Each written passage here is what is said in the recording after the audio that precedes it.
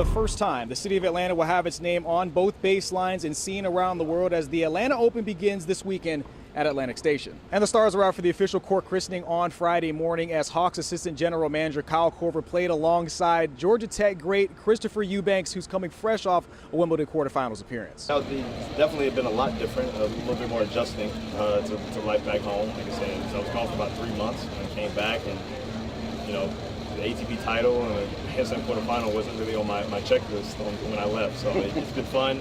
Like I said, trying to get acclimated again. It's been taking me a few days, but I think now I'm kind of settling into my routines again and I'm ready to just kind of treat this like, another tournament and try to keep my best foot moving forward. I think I look at myself as like when I'm going into Grand Slams now, I think maybe expecting a little bit more of myself, or I know what my capabilities are and what I can do. So I think it just kind of changes my outlook going into even tournaments like this, an ATP 250. Like before Mallorca, probably wouldn't enter 250, really feeling like I could win it. And now I'm trying to show myself that I can. So I think it's more of a mental adjustment for how I feel myself. I want you to be aware of how the city was getting charged. I mean, you got the Braves team in first place. Yeah, no, I genuinely didn't, I think, understand it, or I didn't believe it. I had some friends who tried to tell me, who came over for the quarterfinal, and they said, "You don't understand, man. You're all over the news in Atlanta." I'm like, come on, guys. Maybe the sports, I'm like second on the sports section.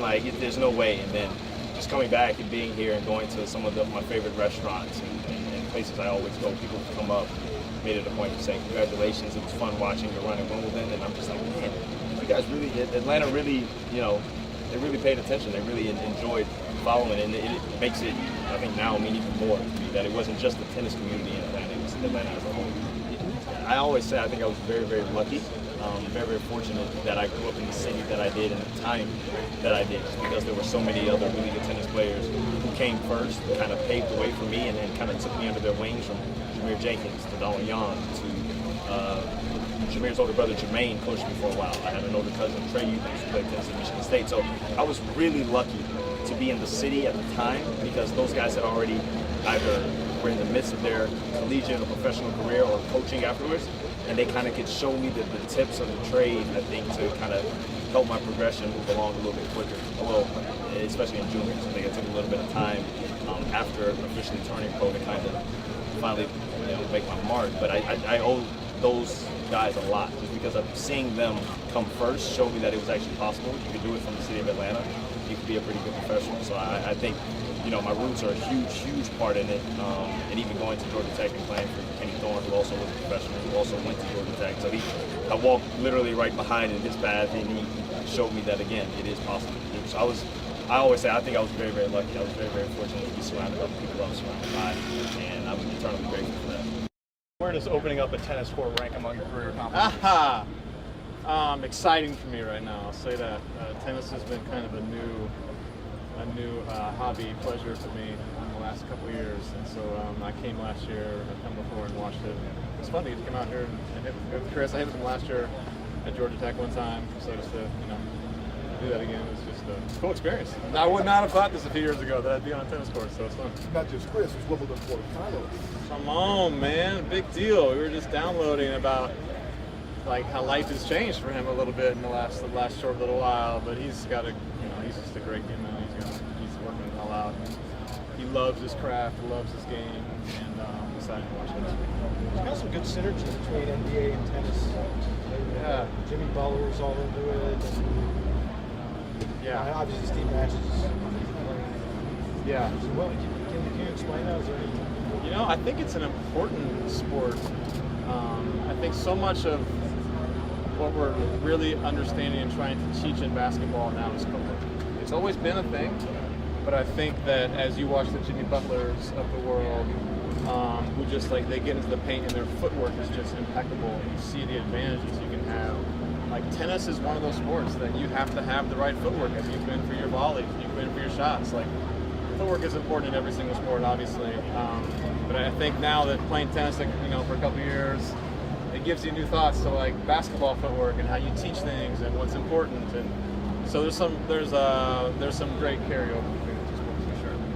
Why was it so important? Because obviously the name of the event is the Atlanta Open, but why was it important to have the name seen? Even though you know the name of the event, why was it important to have it seen in every play? You know, tennis goes around, and our event goes to over 80 countries around the world, and for 50 hours on TV. And when you look at it, you know, yes, you see Atlanta Open there, but you don't really know where you're playing. And we're allowed to now put that on the court. So we said we want everybody, when they tune in from wherever they are, Australia, New York, watching on the Tennis Channel, if they're in London, England, or wherever it may be, they know that that event is happening in Atlanta, one of the best tennis cities in the entire country. What's it like to have a guy go straight from the Wimbledon quarterfinals to your tournament? It's great. Look, Chris is a tremendous guy. It's created a lot of excitement, which we're excited for. A local guy, Georgia Tech guy. There's nothing better for us than having that sort of a connection with those sort of players. You know, last year we were lucky enough, Nick Kyrgios went from Wimbledon to us, couldn't play singles to play doubles, but having a local guy, that's even more special. I think we've had more of media requests than we've ever had this year. You know, I'm looking forward to it. It's my second ATP event I'm getting to play. I know Trent's played here before. Getting to be so close to my new home of Athens, it's going to be really special. Getting to see our college coaches come, a few of the Georgia, our teammates are going to be here. So I'm looking forward to getting to play in front of this home crowd. We talk about what the months and weeks have been like for Chris. What the last few months been like for you? It's been really hectic. I'm still taking classes at UGA, so it's been taking up a lot of my free time. But as I'm playing tournaments, just trying to focus on the match at hand. Obviously, there's been a lot more. I guess we'd say my stock is up a little bit more. So I've just been a little bit busy trying to handle which tournaments I'm going to be going to, trying to prepare and get ready for the Open, and hopefully be ready for a 5-set match. Yeah, what does it mean to get the chance to go to the U.S. Open? It's incredible. I've been there before for juniors, now quali, so it's just kind of going up through the levels of the U.S. Open. Finally getting to the highest level of tennis is something I've always dreamt of, and now I get to make that true. Ethan, come to this along with you got a teammate here, Big John Isner's going to be here. Going to be a lot of barking and whooping in this place, right? Absolutely. I mean, those guys have been great mentors for me. John especially, Trent especially. Trent's helped me out. He was my roommate through our travels this year as a team. So he's helped me out through some dark periods, but also through the successes of winning NCAAs. He was there beside me the entire time, and I'm really appreciative of Trent being there for me through everything. Chris is a good example of just kind of how hard it is to sometimes make that breakthrough, and just how small the margins are sometimes between 200 and top 50 or whatever. Like, as you sort of start out on that journey, what kind of pressure do you put on yourself to either go fast or slow? Kind of how do you view that? You know, I've started to kind of view it as everyone's on their own timeline.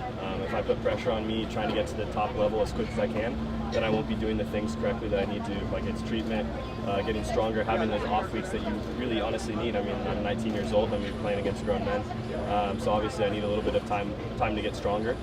So as long as I'm recognizing that my timeline might be different than someone else's, then I'll be able to perform at my highest level. Question for both of you guys: what is it about this event that's maybe a little more unique than other places? Why is this one kind of a special spot? Yeah, I'll say, especially for me, I've been at this event a couple of years, and this is actually the only ATP event that I've been a part of. And just drawing that home crowd, especially for me, is something really special, and I'm really excited to be able to do that again this year. Talk about this guy. There's nothing to say about this guy. No, he's one of my best friends, and being able to see all his successes recently has been something that has been really special to see, and I'm really excited to see what he's going to do in the future, and I'm really excited to be playing with him this week, and we've made a lot of memories together, and I'm really excited to make more with him at this tournament.